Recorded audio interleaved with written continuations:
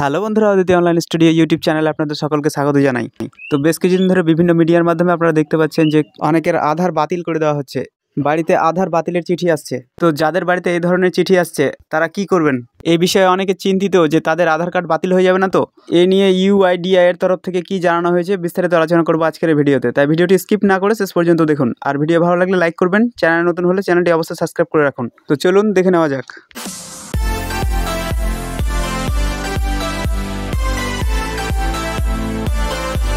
তো এ নিয়ে সরকারের তরফে জানানো হলো, বাতিল হয়নি আধার, বিজ্ঞপ্তি দিয়ে জানিয়ে দিল কেন্দ্র, সমস্যা হলে কি করবেন জানালো ইউআইডিএআই।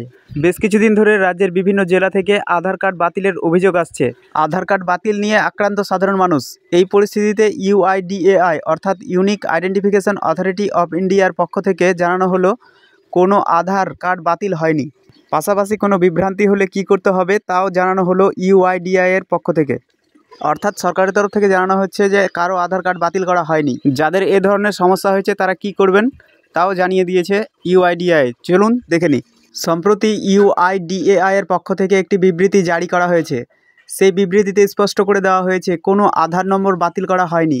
যদি এ বিষয়ে কোনো অভিযোগ থাকে তবে uidai.gov.in/en/contact/support/feedback.html এই লিঙ্কে ইউআইডিএআই এর কাছে অভিযোগ বা প্রতিক্রিয়া জমা দিতে পারেন। সেই বিবৃতি অনুযায়ী আধার ডেটাবেস যাতে নির্ভুল থাকে তার জন্য ইউআইডিএআই নথি এবং আধার তথ্য আপডেট করার কাজ শুরু করেছিল। আধার ডেটাবেস আপডেট রাখার জন্য গৃহীত কার্যক্রমের মধ্যে আধার নম্বর গ্রাহকদের কাছে সময়ে সময়ে বিজ্ঞপ্তি জারি করা হয়।